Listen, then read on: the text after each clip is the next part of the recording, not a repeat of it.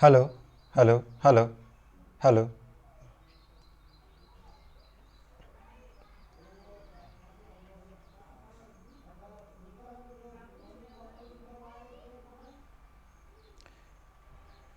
Hello everyone, good morning, good afternoon.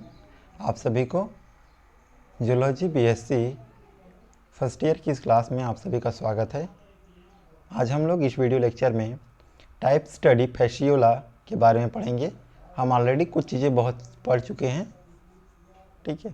आज हम लोग फैसियोला के बारे में आगे पढ़ेंगे। जो टॉपिक्स बच गया था, जो पोर्शन बच गया था, उसी को हम लोग डिस्कस करेंगे। सारे स्टूडेंट जल्दी से जल्दी ज्वाइन करें ताकि हम लोग लेक्चर स्टार्ट कर सकें। तो ये सारी चीज़ें हम लोग पढ़ चुके थे। लाइफ साइकिल फैसियोलॉजी, ये सारी चीज़ें पढ़ चुके थे। फर्टिलाइजेशन, स्ट्रक्चर ऑफ कैप्सूल, ठीक है। कैप्सूल में एम्ब्रियो तक का विकास की प्रक्रिया, ये सी मीराशीडियम लार्वा, यहाँ तक हम लोग पढ़ चुके थे। हमें यहाँ पढ़ना था, ठीक है। Life cycle in secondary host हम लोग को यहाँ से कंटिन्यू करना था, तो हम लोग इसी को क्या करेंगे, पढ़ेंगे।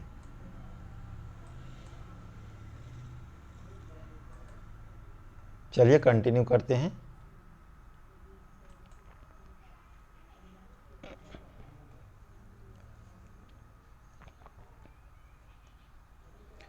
Life cycle in secondary host Lymnaea truncatula fresh water snail. तो हमने प्राइमरी होस्ट, जो कि इसका प्राइमरी होस्ट कौन सा था, इसका प्राइमरी होस्ट था सीप, ठीक है। प्राइमरी होस्ट था सीप यानी भेड़। तो भेड़ में हमने क्या देखा, इसका प्राइमरी साइकिल पर देखा, ठीक है। फर्स्ट साइकिल देख लिया हमने। अब सेकेंडरी होस्ट में हम देखेंगे इसकी सेकेंड साइकिल को, सेकेंड लाइफ साइकिल्स को, ठीक है। एक लाइफ साइकिल वही है। सेकेंडरी होस्ट में इसका जो लाइफ साइकिल होता है, इसको हम लोग क्या करेंगे, स्टडी करेंगे। चलिए स्टार्ट करते हैं, शुरू करते हैं।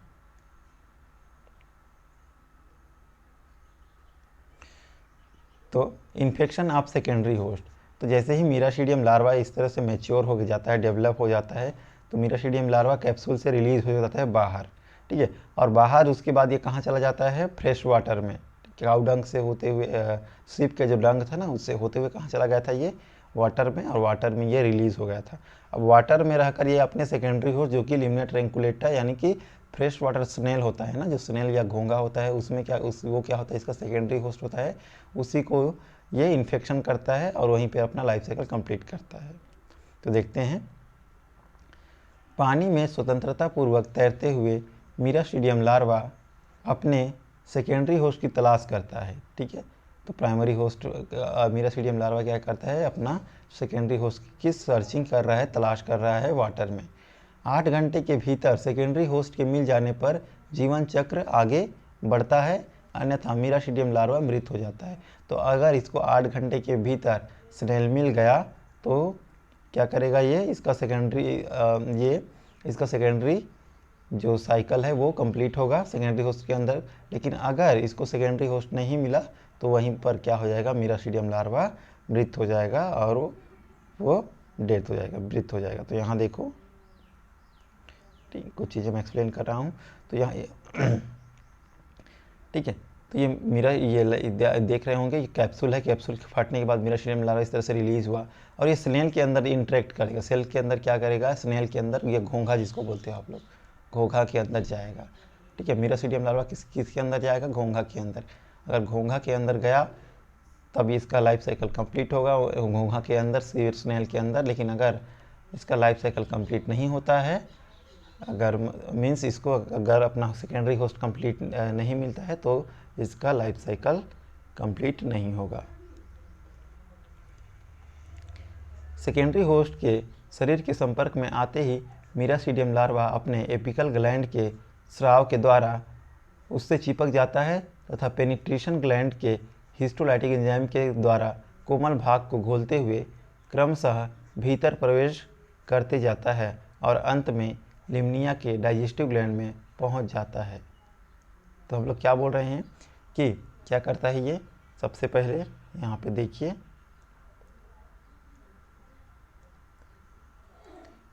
जो ये मीराशीडियम लार्वा है, सपोज टू ये क्या है, मीराशीडियम लार्वा। अब ये मीराशीडियम लार्वा क्या है, स्नेल के अंदर चला जाता है, ठीक है। इस तरह से स्नेल होते हैं, स्नेल के अंदर ये चला गया। अब स्नेल के अंदर कैसे जाता है, तो सबसे पहले जो इसका एपिकल ग्लैंड होता है, ठीक है, एपिकल ग्लैंड से क्या करता है, यहाँ पर चिपक जाता है, यहाँ पर क्या जाएगा, चिपक जाएगा, और फिर यहाँ पर क्या करेगा, बहुत सारे एंजाइम सिक्रीट करेगा। और ये एंजाइम क्या होंगे, यहाँ के यहाँ जो भी कोमल पार्ट रहेगा, ठीक है, सॉफ्ट पार्ट रहेगा, उस पार्ट को क्या करेंगे, डिज़ोल्व कर देंगे, ब्रेक कर देंगे, और जैसे ही डिज़ोल्व होगा ये इसके अंदर क्या होगा, पहुँच जाएगा मीरास्टीडियम लार्वा। ठीक है,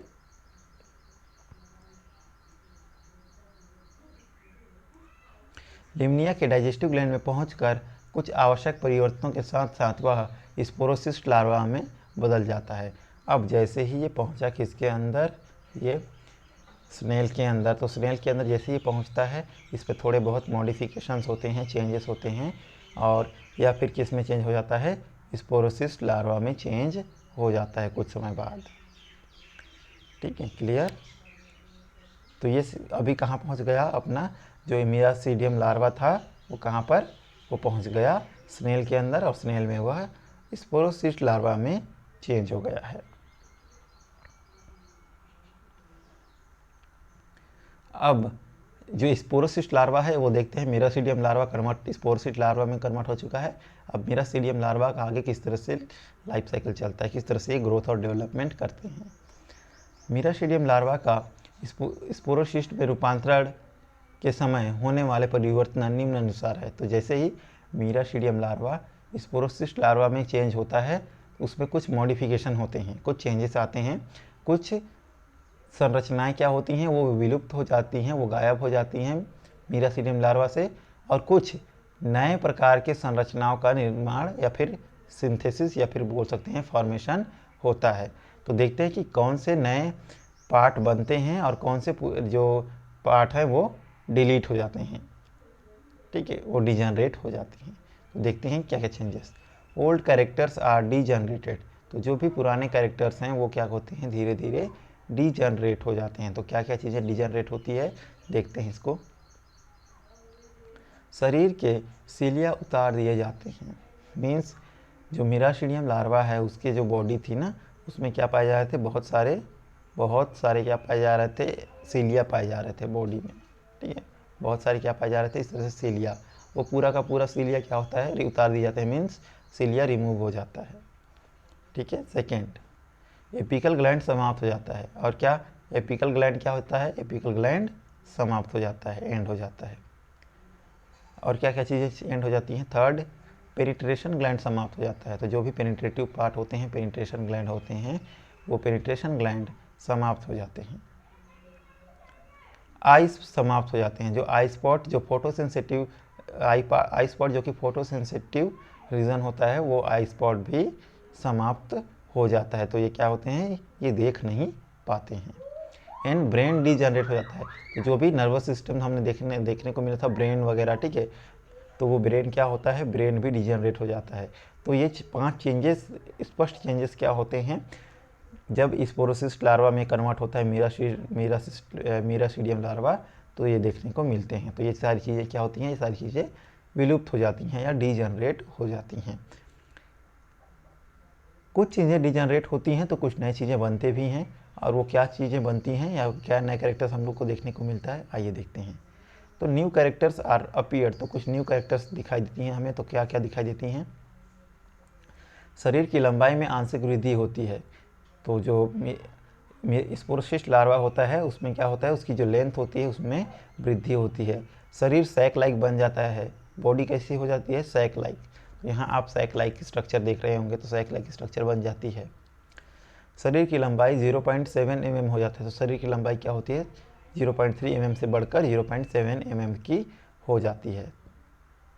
नेक्स्ट स्ट्रक्चर, प्रोटोनिफ्रीडिया प्रत्येक और एक जोड़ी, कुल 2 जोड़ी। तो प्रोटोनिफ्रीडिया कितने पाए जाते हैं, 2 जोड़ी। हमने क्या देखा था कि प्रोटोनिफ्रीडिया क्या पाए जाते थे, एक जोड़ी पाया जाता था, एक जोड़ी इस तरह से, एक जोड़ी इस तरफ। लेकिन जो स्पोरोसिस्ट लार्वा होता है उसमें प्रोटोनिफ्रीडिया 2 जोड़ी में होता है। तो यहाँ आप देख सकते हो, ठीक है, फ्लेम सेल्स या जिसे हम लोग बोल रहे हैं प्रोटोनिफ्रीडिया, ये 2 जोड़ी में पाए जा रहे हैं इस तरह से, ठीक है, एक जोड़ी इधर की तरफ और एक जोड़ी इधर, तो इस तरह से टोटल 2 जोड़ी। प्रोटोनिफ्रिडिया प्रत्येक और एक जो इसको देख ले बॉडी वॉल में क्यूटिकल की बाहरी सुरक्षात्मक स्तर विकसित हो जाती हैं। तो यहाँ पर क्यूटिकल की मोटी लेयर क्या होती है, सुरक्षात्मक लेयर बन जाती है। डाइजेस्टिव ग्लैंड में घूम घूम कर न्यूट्रिएंट्स को अवशोषित करता है। तो जो भी डाइजेस्टिव ग्लैंड्स होते हैं वो पूरे की पूरे बॉडी में घूम घूम कर क्या होते हैं, जो भी न्यूट्रिएंट्स होते हैं उनको एब्जॉर्ब करते हैं। जर्म सेल से क्लीवेज की प्रक्रिया द्वारा 5 से 8 रेडियल लार्वा का विकास होता है। और जर्म सेल होते हैं, ठीक है, इस तरह से जर्म सेल होते हैं, उनमें क्लीवेज होता है और क्लीवेज के फलस्वरूप, ठीक है, 5 से 8 क्या होते हैं, 5 से 8 रेडियल लार्वा के, ठीक है, 5 से 8 क्या रेडियल लार्वा बनते हैं। तो यहाँ देख सकते होंगे अलग अलग रेडियल लार्वा, 1 2 3 4 5 रेडियल लार्वा देख रहे होंगे आप, ठीक है। अलग अलग समय अलग अलग हो सकता है, किसी में 5 हो सकता है, किसी में 8, ठीक है, नंबर क्या हो सकता है, वेरी कर सकता है। स्पोरोसिस्ट लार्वा के बस्ट होने पर रेडियल लार्वा लिम्निया के डाइजेस्टिव ग्लैंड में स्वतंत्र हो जाते हैं। तो अब ठीक है, जो स्पोरोसिस्ट लार्वा जैसे ही बस्ट होता है, फटता है, तो रेडियल लार्वा क्या होते हैं, रेडियल लार्वा जो लिम्निया होते हैं ना, ठीक है, उसके डाइजेस्टिव ग्लैंड में स्वतंत्र हो जाते हैं। लिम्निया या जो स्नेल्स होता है उसके सेकेंडरी होस्ट होता है, उसमें स्वतंत्र हो जाते हैं। तो आप यहाँ पे इस डायग्राम पे देख रहे होंगे क्यूटिकल की मोटी लेयर, ठीक है, यहाँ पर ओल्डर रेडियला, तो ये जो रेडिया है, ठीक है, वो ओल्डर रेडिया है, और ठीक है न्यू ये आप देख रहे होंगे न्यू रेडिया का भी फॉर्मेशन हो रहा है,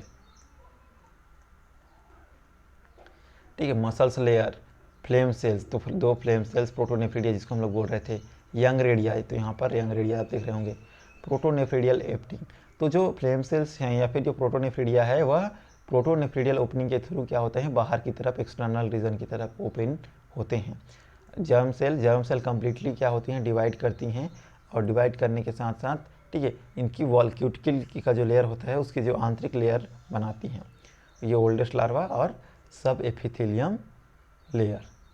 तो ये एक स्ट्रक्चर था किसकी, स्पोरोसिस्ट लार्वा की।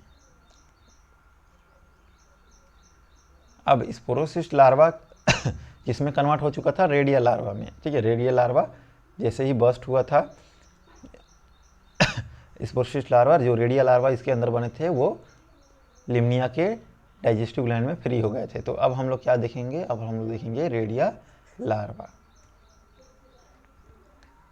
नेक्स्ट देखते हैं रेडियल लार्वा के बारे में। स्पोरोसिस्ट के बस्ट होने से रेडियल लार्वा लिम्निया के डाइजेस्टिव ग्लैंड में स्वतंत्र होने के बाद वृद्धि करने लगते हैं। तो जैसे ही यह स्पोरोसिस्ट क्या होता है, बस्ट होता है, ये बस्ट होगा, ठीक है, ये टूटेगा, ये जो भी रेडियल लार्वा होंगे वो बाहर निकल जाएंगे और लिम्निया के डाइजेस्टिव ग्लैंड में ग्रोथ करने लगेंगे, वृद्धि करने लगते हैं। रेडियल लार्वा 1 से 3 1.3 से 1.6 मिलीमीटर लंबा तथा बेलनाकार होता है। तो रेडियल लार्वा क्या बोल रही हैं, 1 से 3 1.3 सेंटीमीटर से 1.6 सेंटीमीटर क्या होती है, लंबी होती है, और इसका शेप सिलेंड्रिकल होता है।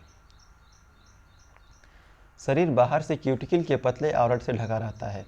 तो इसकी जो बॉडी होती है वो किसकी ढकी होती है, क्यूटिकल के पतले थिन लेयर से ढका रहता है। शरीर के अग्रभाग के समीप मसल्स की एक रिंग पाई जाती है, यह कॉलर कहलाता है, ठीक है। तो शरीर का जो अग्रभाग होता है, अग्रभाग में क्या होते हैं, बहुत सारे मसल्स की क्या पाई जाती हैं, रिंग्स पाई जाती हैं, और इन्हीं रिंग्स को हम लोग क्या बोलते हैं, कॉलर बोलते हैं। यहाँ आप देख सकते होंगे कॉलर के नीचे एक स्थायी बर्थ पोर होता है जहाँ से आगामी विकसित लार्वा बाहर निकलते हैं। तो कॉलर के नीचे क्या होता है, एक बर्थ पोर होता है, यहाँ आप देख रहे होंगे बर्थ पोर, ठीक है, बर्थ पोर ये दिख रहा होगा।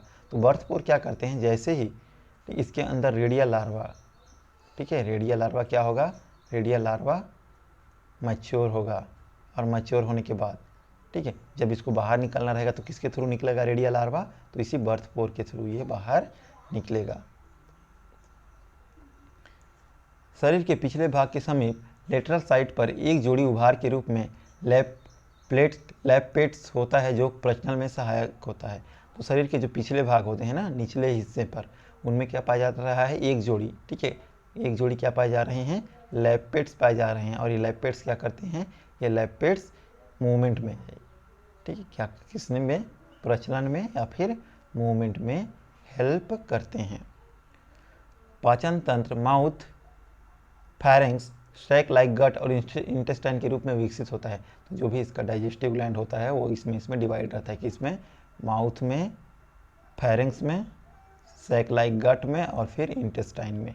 ठीक है, तो ये 4 चीज़ें मिलकर या 4 चीज़ों से इनका डाइजेस्टिव ग्लैंड बना होता है। प्रोटोनेफ्रिडिया अग्र एवं पश्च समूह में विभेदित होती हैं। तो प्रोटोनेफ्रिडिया अग्र एवं पश्च समूह में क्या रहता है, ये विभेदित रहता है, बटा हुआ रहता है। जर्म सेल से, अब जर्म सेल से 2 टाइप के लार्वा बनते हैं। ठीक है, जर्म सेल से कितने टाइप के लार्वा बनते हैं, 2 प्रकार के लार्वा बनते हैं। और ये कौन कौन से होते हैं, तो विंटर सीजन में सर्केरिया लार्वा बनता है। तो कौन सा लार्वा बनेगा विंटर सीजन में, याद रखना इस चीज़ को, विंटर सीजन में सर्केरिया लार्वा बनेगा। और समर सीजन में कौन सा लार्वा बनेगा, तो समर सीजन में, ठीक है, डाटर रेडिया बनते हैं। सर्केरिया लार्वा विंटर सीजन में और समर सीजन में डाटर रेडिया बनते हैं। सर्केरिया लार्वा रेडिया लार्वा के बर्थ पोर से बाहर निकलकर लिम्निया के डाइजेस्टिव ग्लैंड में स्वतंत्र हो जाते हैं। तो जो भी सर्केरिया लार्वा बने रहते हैं वो क्या होते हैं, बर्थ पोर के थ्रू। ठीक है, तो ये बर्थ पोर होता है ना, इसके थ्रू क्या निकल आते हैं, बाहर निकल आते हैं और लिम्निया के जो भी डाइजेस्टिव ग्लैंड होते हैं वहाँ पर जाकर फ्री हो जाते हैं। तो यहाँ पर आपको क्लियर माउथ देखने को मिल रहा होगा। ठीक है, फैरिंग्स, फेरेंजियल ग्लैंड, कॉलर, गट, बर्थ पोर जिसके थ्रू बाहर निकलते हैं। और ये डाटर रेडिया हैं, डाटर रेडिया इसी बर्थ पोर के थ्रू बाहर निकलते हैं। क्यूटिकल्स का लेयर, एपिथेलियल सेल्स के लेयर, ठीक है, प्रोटोनिफ्रिया की एंडिंग, प्रोटोनिफ्रिया यहाँ आप देख रहे होंगे। ठीक है, अग्र एवं पश्च समूह में विभेदित रहता है, मतलब इस तरह से। ठीक है, ऊपर की तरफ भी डिवाइड रहेगा और पीछे की तरफ इस तरह से भी क्या रहता है, प्रोटोनिफ्रिया डिवाइडेड रहते हैं। नीचे लैप प्लेट्स पाई जाती हैं और लैप प्लेट्स मूवमेंट में हेल्प करती हैं। और जर्म सेल क्या करते हैं, डिवाइड करती हैं और जर्म सेल एक जनरेशन से दूसरे जनरेशन में ट्रांसफ़र होती हैं। ठीक है, तो ये रेडिया लार्वा हुआ। अब रेडिया लार्वा तो बन गया, अब हम लोग नेक्स्ट देखते हैं सर्केरियल लार्वा। ठीक है, जो कि विंटर सेशन में बनती है।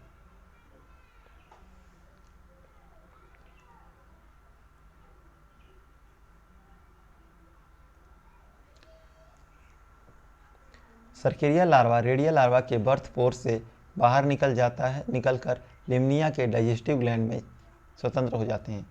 क्या बोल रहे हैं, जो सर्केरिया लार्वा था, ठीक है, जो रेडिया लार्वा इस तरह से रेडिया लार्वा बना था, उसमें क्या पाया जा रहा था, एक इस तरह से बर्थ पोर। ठीक है, क्या पाया जा रहा था, बर्थ पोर पाया जा रहा था। 1 मिनट।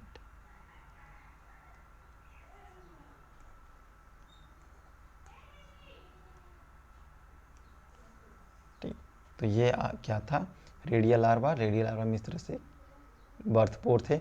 तो यहाँ इसके अंदर जो सर्केरिया लार्वा बन रहे थे ना विंटर सीजन में, तो ये सर्केरिया लार्वा इसी बर्थ पोर के थ्रू क्या निकलते हैं, बाहर निकल जाते हैं। तो यहाँ आप सर्केरिया लार्वा देख रहे होंगे।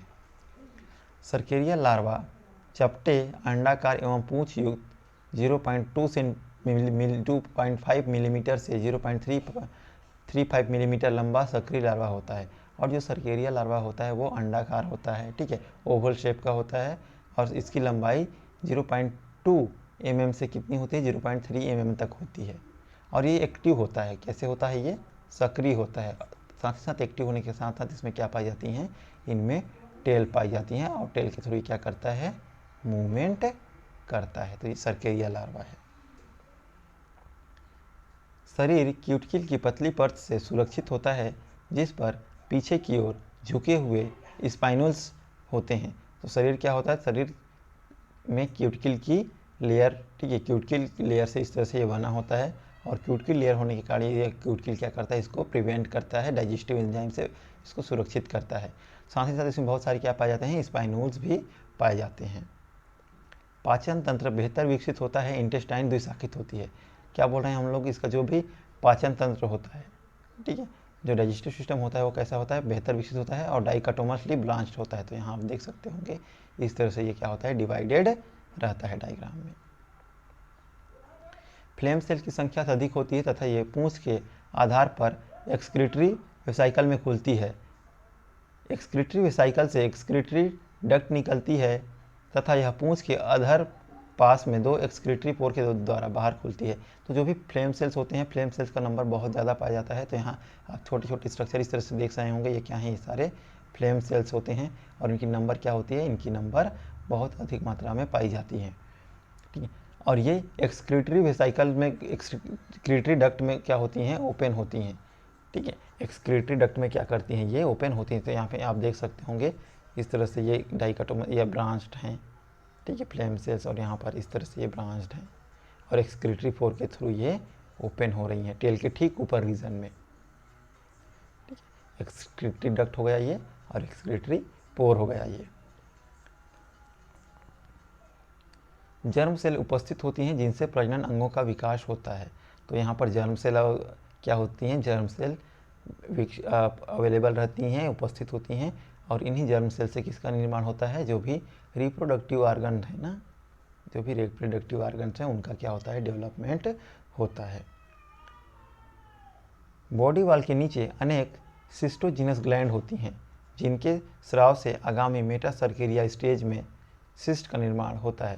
तो क्या बोल रहे हैं, जो बॉडी वॉल होता है ना, ठीक है, बॉडी वॉल में अनेक, बॉडी वॉल के ठीक नीचे बहुत सारे सिस्टोजिनस ग्लैंड पाए जाते हैं।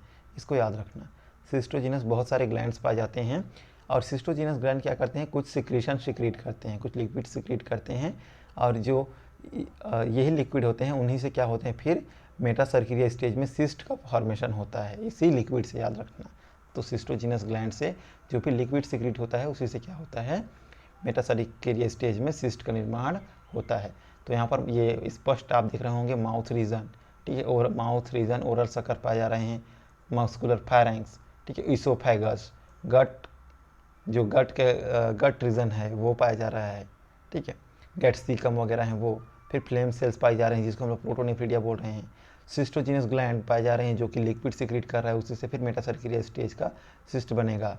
एसिटाबुलम, जर्म सेल जो कि रिप्रोडक्टिव ऑर्गन का डेवलपमेंट करेंगी, एक्सक्रीटरी वेसिकल, ठीक है, जो कि फ्लेम सेल्स से जुड़ी हुई हैं, एक्सक्रीटरी डक्ट, फ्लेम सेल्स को बाहर की ओर ले जा रही हैं, और बाद में एक्सक्रीटरी पोर है जिसके थ्रू ये फ्लेम सेल्स या फिर फ्लेम सेट या प्रोटोनिफ्रीडिया बाहर खुल रही हैं एक्सक्रीटरी पोर के थ्रू, और लास्ट में टेल रीजन जो कि मूवमेंट में हेल्प करेगा। क्लियर? तो ये था सर्केरिया लार्वा। अब लास्ट देखते हैं मेटासर्केरिया लार्वा। ठीक है, मेटासर्केरिया लार्वा ये लास्ट स्टेज है। तो इन आपको ये सारे लार्वल स्टेज याद होने चाहिए बिल्कुल। तो जल में सक्रियता पूर्वक तैरता हुआ सर्केरिया लार्वा जलाशय की तट की ओर पहुंचकर जलीय वनस्पतियों से चिपक जाता है। ठीक है, अब जो ये सर्केरिया लार्वा है वो मेटासर्केरिया में कैसे, ठीक है, मेटासर्केरिया तो में कन्वर्ट होकर कन्वर्ट हो चुका था, तो मेटासर्केरिया लार्वा अब क्या करता है, मेटासर्केरिया लार्वा वाटर में मूव करते हुए, ठीक है, वाटर में मूव करते हुए कहाँ पर पहुँच जाता है, वाटर में मूव करते हुए ये वहाँ के जो वनस्पतियाँ होती हैं, ठीक है, जो फ्रेश वाटर होता है वहाँ पर जो भी वनस्पतियाँ वगैरह पाई जाती हैं, उन वनस्पति से जाकर क्या करता है, ये चिपक जाता है। तो यहाँ आप देख सकते होंगे कि जो मेटासर्केरिया लार्वा है वो कहाँ पर चिपक जाता है, जो सर्केरिया लार्वा क्या होता है, तैरते हुए इसी, ठीक है, वनस्पतियों से चिपक जाता है। तो ये मेटासर्केरिया लार्वा हो गया। यहाँ पर डाउट है किसी को, ठीक है, डाउट नहीं होनी चाहिए। ठीक है, सर्केरिया लार्वा ही किस में कन्वर्ट हुआ है, मेटासर्केरिया लार्वा में कन्वर्ट हुआ है। सर्केरिया लार्वा की पूंछ विलोपित हो जाती है, तो फिर जो भी सर्केरिया लार्वा रहता है ये, इसकी पूंछ क्या होता है, विलोपित हो जाता है। तो यहाँ आप देख सकते होंगे मेटासर्केरिया लार्वा, यहाँ पर क्या हुई है, जो पूंछ होती है ना, टेल होती है, वो क्या हो चुका है, वो विलोपित हो चुका है, गायब हो चुका है। सिस्टोजिनस ग्लैंड बाहर की ओर सिस्ट का सुरक्षात्मक आवरण बनाती हैं। तो जो भी सिस्टोजिनस ग्लैंड थी वो क्या कर रही थी, वो क्या कर रही हैं, वो प्रोटेक्टिव लेयर बना रही हैं। प्रोटेक्टिव लेयर, किसकी प्रोटेक्टिव लेयर, जो सिस्ट है उसकी, ताकि, ठीक है, जो बाहर जो भी एक्सटर्नल इन्वायरमेंट में जो भी एंजाइम्स वगैरह हैं उनसे क्या कर सके, उनको बचा सके, प्रिवेंट कर सके।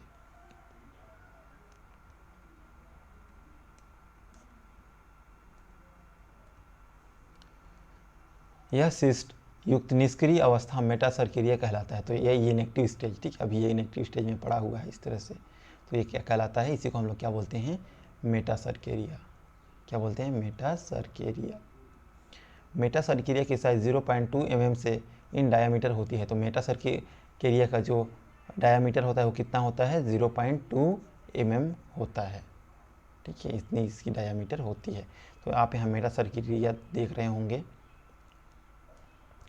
Mouth part, oral sucker, cyst wall, firings, oesophagus, intestine, acetabulum, excretory canal, flame cell, germ cell, excretory cycle. तो इसको हम लोग पहले भी डिस्कस कर चुके हैं, ये सारे पार्ट्स के बारे में। क्लियर। अब मेटासर्केरिया से आगामी विकास के लिए इसे किसी प्राइमरी होस्ट सिप के आहार नाल में पहुंचना आवश्यक होता है। अब मेटासर्केरिया से फिर ये मेटासर्केरिया किसको मेटासर्केरिया स्टेज क्या है, हमने पढ़ा था कि इन्फेक्टिव स्टेज है किसका, प्राइमरी होस्ट यानी सिप को। अब स्नेल के अंदर तो इसका लाइफ साइकिल कंप्लीट हो चुका था, अब इसको फिर से अपना लाइफ साइकिल कंप्लीट करने के लिए क्या चाहिए, प्राइमरी होस्ट चाहिए। और प्राइमरी होस्ट क्या था, भेड़ था, सिप था।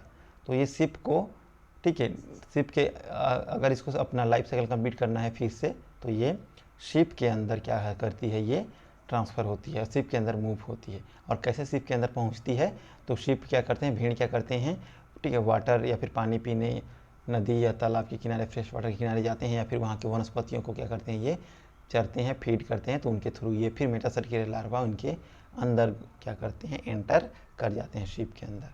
तो कैसे शिप के अंदर पहुँचते हैं, इसको देखते हैं।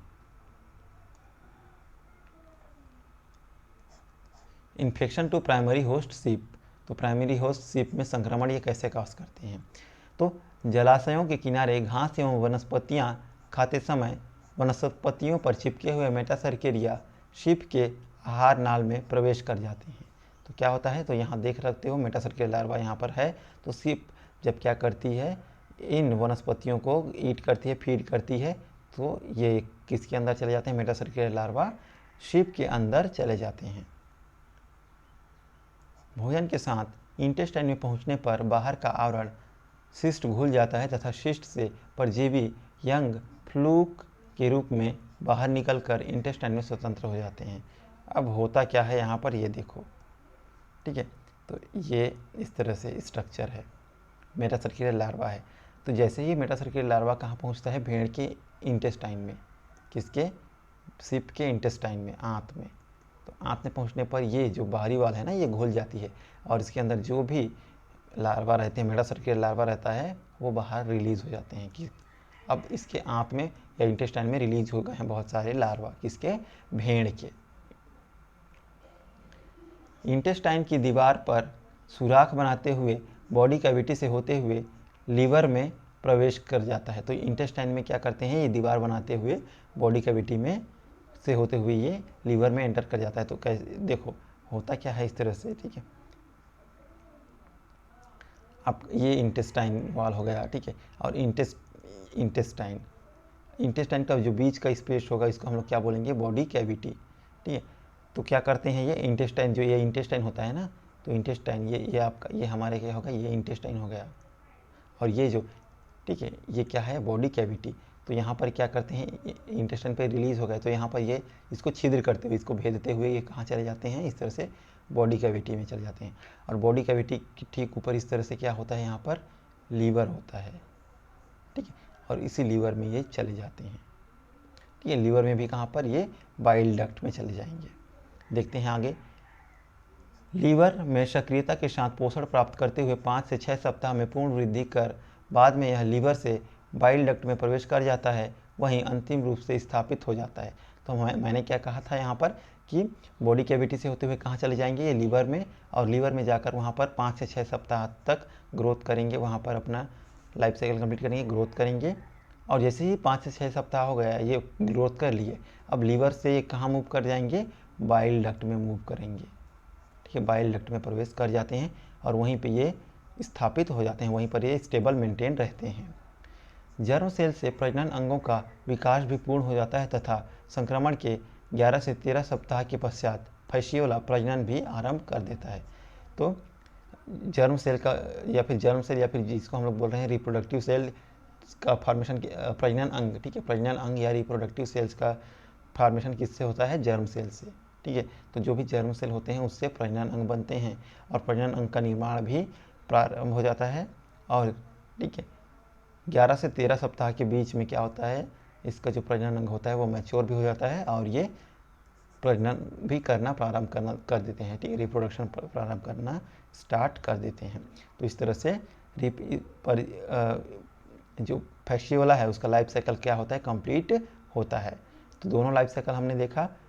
ठीक है, शिप के अंदर भी प्राइमरी होस्ट, शिप के अंदर भी हमने देखा इसका लाइफ साइकिल, और सेकेंडरी होस्ट स्नेल के अंदर। तो इस प्रकार ठीक है जो लाइफ साइकिल है वो कंप्लीट होता है। तो हमने दो इन्फेक्टिव स्टेज देखा। ठीक है, जो मीराशीडियम लार्वा था, मीराशीडियम लार्वा किसको इन्फेक्ट कर रहा था, प्राइमरी होस्ट को। ठीक है, और जो मेटासर्किरिया लार्वा था वो किसको जो मेटासर्किरिया लार्वा था, ठीक है, मेटासर्किरिया लार्वा और मीराशीडियम लार्वा दोनों लार्वा स्टेज हमने देखा। तो मीराशीडियम लार्वा किसको इन्फेक्ट कर रहा था, तो मीराशीडियम लार्वा इन्फेक्ट कर रहा था किसको, यहाँ पर कंफ्यूज नहीं होना, मीराशीडियम लार्वा का लाइफ साइकिल कहाँ पर चलता है, यहाँ पर थोड़ा सा कंफ्यूजन हो सकता है आप लोगों को, मैं यहाँ क्लियर कर देता हूँ। यहाँ पर देखिए, मीराशीडियम लार्वा किसको इन्फेक्ट करता है, तो ये स्नेल को इन्फेक्ट करता है। ध्यान रखना, स्नेल को, सेकेंडरी होस्ट को इन्फेक्ट करता है। लेकिन मीराशीडियम लार्वा की लाइफ साइकिल कहाँ पर चलती है, लाइफ साइकिल चलती है किसके अंदर, तो भेड़ के अंदर। ठीक उसी तरह से जो मेटासर्केरिया लार्वा होता है, मेटासर्केरिया लार्वा, ये किसको इन्फेक्ट करता है, तो ये इन्फेक्ट करता है शिप को, और शिप क्या होती है, प्राइमरी होस्ट होती है। लेकिन इसकी लाइफ साइकिल कहाँ चलती है मेटासर्केरिया लार्वा की, तो इसकी लाइफ साइकिल चलती है स्नेल के अंदर। अब क्लियर हो गया होगा। ठीक है, तो ये इस प्रकार इसका पैरासाइट, इस प्रकार ये जो फैसियोला था ना, इसका लाइफ साइकिल कंप्लीट हो जाता है। अब ये भेड़ पर क्या हाथ करती है, कुछ पैथोजेनिक इफेक्ट शो करती है, किसके ऊपर, भेड़ के ऊपर। तो दो इंटरनल इफेक्ट सबसे पहले देखते हैं, इंटरनल इफेक्ट। तो आंतरिक रूप से क्या प्रभाव देखने को मिलता है, किस तरह के इफेक्ट काज करती है, तो swelling in bile duct and life hepatitis. तो जो बाइल डक्ट होते हैं, ठीक है, उन बाइल डक्ट को क्या करते हैं, इन्फेक्ट करते हैं और उनमें स्वेलिंग देखने को मिलती है। ठीक, और इसको हम लोग क्या बोल रहे हैं, इसी को हम लोग बोल रहे हैं हेपेटाइटिस। ठीक है, यही स्वेलिंग बाद में किस में कन्वर्ट हो जाती है, हेपेटाइटिस में कन्वर्ट हो जाती है। Epithelial layer of bile duct destroyed, calcification of bile duct. तो जो भी बाइल डक्ट की जो इपिथेलियल लेयर होती हैं वो डिस्ट्रॉय हो जाती है और कैल्शियम का क्या हो जाता है, डिपोजिशन होने लगता है। कहाँ पर, बाइल डक्ट में कैल्शियम का डिपोजिशन होता है, जिससे वो हार्ड हो जाती हैं epithelial layer. Gall bladder stone, तो गाल ब्लैडर का स्टोन देखने को मिलता है शिप में। इनलार्जमेंट ऑफ लीवर, तो लीवर होती है, लीवर क्या होती है, वो बड़ी हो जाती है। Irritation and haemorrhage due to cuticular spines. ठीक है, तो इरिटेशन एंड हीमोरेज कहने का मतलब क्या है, जो लार्वा है, ठीक है, जो लार्वा होता है वो क्या करता है, वो मूवमेंट करने लगता है, क्या करता है, वो मूवमेंट करने लगता है, मूव करने लगता है। तो जैसे ही वो मूव करता है ना, इसकी जो किडनी होती है, सॉरी लीवर होते हैं, उसमें मूव करने लगता है, तो उसमें इरिटेशन वगैरह होने लगती है। और इरिटेशन के थ्रू क्या होते हैं यहाँ पर, हीमोरेज। ठीक है, इंटरनल ब्लीडिंग भी होती है, आंतरिक ब्लीडिंग भी होती है। और इसी को हम लोग क्या बोलते हैं, लीवर रॉड डिसीज़ भी बोलते हैं, या इसी को हम लोग बोलते हैं फैसियोलाइसिस। मीन्स फैसियोला के द्वारा जो लीवर रॉड डिसीज़ की जा रही है, इसी को हम लोग लीवर रॉड डिसीज़ भी बोल सकते हैं, या लीवर या फैसियोला के द्वारा जो डिसीज़ काज की जा रही है, इसको हम लोग क्या बोलते हैं, फैसियोलाइसिस भी बोलते हैं। Dead worm is more harmful, तो जो लाइव वर्म होता है ना, जो जिंदा वर्म होता है, उसकी तुलना में जो डेड वर्म होता है, अगर शिप के आंत में अगर कोई ये लार्वा मर गया तो वो ज़्यादा हार्मफुल होता है। कैसे, क्योंकि ये बहुत सारे प्रोटीओलाइटिक एंजाइम रिलीज़ करता है, ग्लाइकोलाइटिक एंजाइम रिलीज़ करता है और फैट स्प्लिटिंग एंजाइम रिलीज़ करता है। तो ये प्रोटीओलाइटिक एंजाइम, ग्लाइकोलाइटिक एंजाइम और फैट स्प्लिटिंग एंजाइम क्या करते हैं, जो टिश्यूज़ वगैरह होते हैं इसको क्या करती हैं, उसको डिस्ट्रॉय कर देती हैं। तो ये तो हो गया आंतरिक इफेक्ट, इंटरनल इफेक्ट। कुछ एक्सटर्नल इफेक्ट भी देखने को मिलता है। तो ये एक्सटर्नल इफेक्ट क्या होता है, एब्डोमिनल स्वेलिंग। ठीक है, जो एब्डोमिनल होती है, किसकी, एब्डोमिनल, शिप की। ठीक है, शिप की जो एब्डोमिनल होती है वो स्वेल हो जाती है। ठीक है, उसमें क्या देखने को मिलता है, स्वेलिंग देखने को मिलता है। क्लियर। एब्डोमिनल पेन, तो सीप जो भेड़ होता है उसमें एब्डोमिनल पेन देखने को मिलता है। ठीक है, एनीमिक हो जाता है, ब्लड की कमी हो जाती है। आई सॉकेट बिकम पेल, ठीक है, उनकी आई सॉकेट क्या हो जाती है, ठीक है, उनकी आई सॉकेट पेल हो जाती है। वूल्स ब्रिटल्स एंड फॉल ऑफ, ठीक है, उनकी जो वूल्स वगैरह होते हैं वो ब्रिटल्स हो जाते हैं और धीरे धीरे गिरने लगते हैं। ठीक है, उनके जो बॉडी में जो वूल्स होते हैं ना वो धीरे धीरे क्या होते हैं, गिरने लगते हैं। रिड्यूस ब्रीडिंग एक्टिविटी, और इनमें जो भी ब्रीडिंग एक्टिविटी होती है वो कम हो जाती है, दूध कम देने लगते हैं। पुअर लैक्टेशन, बॉटल जा, ठीक है, वाटरी फील्ड, ठीक है। अब ये बॉटल जा क्या होता है इसको थोड़ा सा समझना, ठीक है, ये सभी आप देखे होंगे।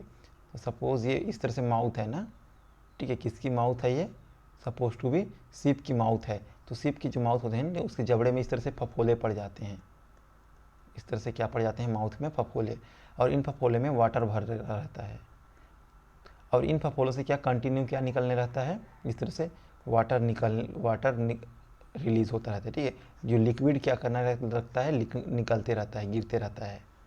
ठीक है, तो इसको हम लोग बोल रहे हैं वाटरी फील्ड ऑफ ऑन जा। तो इनके जो जा होते हैं उनमें इस तरह से वाटर निकलते रहता है। इसको हम लोग एक्सेसिव सलाइवा, तो लार इस तरह से ना, जो इनका जो लार होता है इस तरह से गिरते रहता है। तो माउथ में इस तरह से फफोले हो जाते हैं, तो इसका गार्ड ये, ठीक है, ईट भी नहीं कर सकता। और जो इसका लैम्ब होता है ना, जो इसका मेमना होता है वो क्या होता है, डल हो जाता है, स्लगिश हो जाता है और ग्रोथ रिटार्ड, उसकी वृद्धि रुक जाती है। ठीक है, और बहुत ही स्लगिश हो जाता है। अब लिम्निया, ये तो हमने देख लिया कि पैथोजेनिक इफेक्ट सीप पे, ठीक है, जो प्राइमरी होस्ट है उस पर क्या पैथोजेनिक इफेक्ट देखने को मिलता है। सेकंड देखते हैं पैथोजेनिक इफेक्ट ऑन लिम्निया। तो लिम्निया में क्या पैथोजेनिक इफेक्ट देखने को मिलता है। तो डिस्ट्रक्शन ऑफ डाइजेस्टिव ग्लैंड, तो जो भी डाइजेस्टिव ग्लैंड होते हैं उसका क्या हो जाता है, डिस्ट्रक्शन हो जाता है और डिस्टर्ब द मेटाबॉलिक एक्टिविटी। तो जो डाइजेस्टिव ग्लैंड है, अगर डाइजेस्टिव ग्लैंड ही डिस्ट्रक्ट हो जाएगी तो उसकी मेटाबॉलिक एक्टिविटी क्या होगी, ऑलमोस्ट प्रभावित होगी।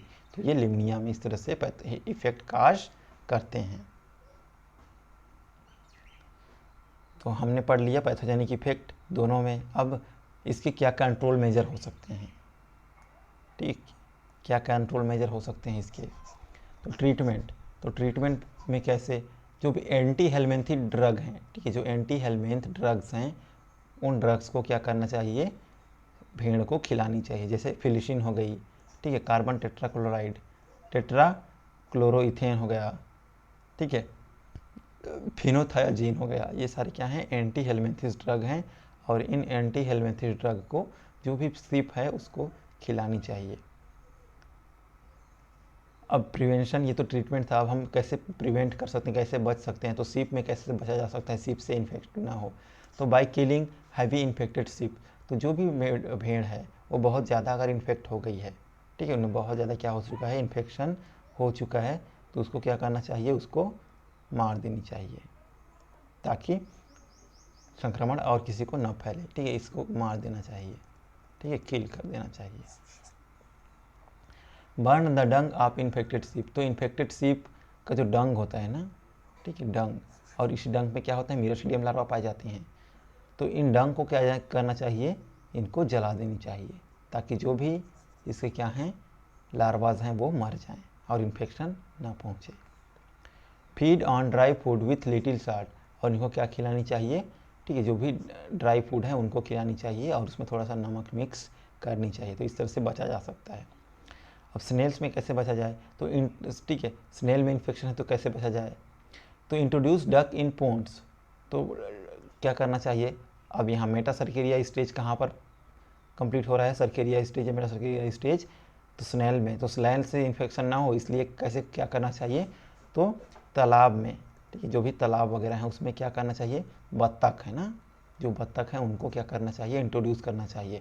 बत्तख क्या करेंगी, बत्तख इन स्नेल को खा जाएंगी। आप जानते हैं कि बत्तख के लिए स्नेल क्या होता है, फेवरेट फूड हो जाता है, तो इनको खा जाएंगी। रिमूव मार्जिनल एक्वाटिक वीड्स, ठीक है, तो जो भी वहाँ पर जलीय खरपतवार है उनको क्या करना चाहिए, नष्ट करनी चाहिए ताकि जो भी, ठीक है, इंसाइटेशन स्टेज है ना, इंसिस्टेशन स्टेज है वो कंप्लीट ना हो। रिमूव पोन्ड वेजिटेशन, तो पॉन्ड वेजिटेशन भी, वहाँ का जो पॉन्ड के आसपास का जो वेजिटेशन है उसको भी मिटा देनी चाहिए। ठीक है, ब्रीडिंग ग्राउंड ऑफ स्नेल, क्योंकि वहीं पर क्या करते हैं, जैसे हाइड्रिला वगैरह हो गया ना, तो वहीं पर ये जो स्नेल हैं वो ब्रीड करेंगे, तो वहाँ उनको भी क्या करना चाहिए, रिमूव कर देना चाहिए। Sprinkling copper sulphate solution to kill the snail, और जो पॉन्ड्स हैं उनमें अगर क्या करना चाहिए, कापर सल्फेट का छिड़काव करना चाहिए। क्यों? क्योंकि कापर सल्फेट के छिड़काव से जो स्नेल होंगी वो मर जाएंगे। ठीक है, तो ये कंप्लीट होता है आपका टाइप स्टडी फैसियोला। ठीक है, फैसियोला टाइप स्टडी यहाँ पर कंप्लीट होता है। तो कुछ क्वेश्चंस, तो ये क्वेश्चन हैं, तो इन क्वेश्चन को आप क्या करना, प्रैक्टिस करना। ठीक है, explain the parasite adaptation in Fasciola. तो फैसियोला में क्या है, जो भी पैरासाइटिक एडेप्टेशन है उनको क्या करना, एक्सप्लेन करना। तो क्या क्या एडेप्टेशन थी, क्यूटिकल मोटी थी, ठीक है, ताकि क्या कर सकें, इसको डिस्ट्रॉय ना कर सकें एंजाइम्स वगैरह। तो बहुत सारी चीज़ें हैं, हमने पढ़ा, इसको पढ़ना आप लोग, वाइवा में भी क्वेश्चन हेल्प करेंगे। ठीक है, राइट नोट ऑन मीरास्टीडियम लार्वा। तो मीरास्टीडियम लार्वा के बारे में आपको बताना है। Write note on cercaria larva, तो फैसियोला का जो सर्केरिया लार्वा था उसको बताना है। Right the parasite effect of Fasciola, तो फैसियोला का जो पैरासाइट इफेक्ट है उसको बताना है, आपको एक्सप्लेन करना है। और ये फैसियोलिसिस क्या होता है, डिसीज, इसको बताना है। ठीक है, write note on fertilisation and cleavage in Fasciola. तो फैसियोला में ठीक है, फर्टिलाइजेशन और क्लीवेज को एक्सप्लेन करना। Describe the life cycle of Fasciola in sheep, तो सीप में जो लाइफ साइकिल चलती है ना मीरास्टीडियम लार्वा, उसको क्या करना, एक्सप्लेन करना। और सेकेंडरी होस्ट यानी लिमनिया में जो लाइफ साइकिल चल रही है उसको भी क्या करना, एक्सप्लेन करना। तो ये शॉर्ट क्वेश्चन है। ठीक है, शॉर्ट क्वेश्चन है। अब ऐसे टाइप क्वेश्चन में तो एक ही क्वेश्चन बनता है कि describe the life cycle of Fasciola. तो लॉन्ग नोट में या फिर लॉन्ग क्वेश्चन में तो यही बनता है। क्लियर?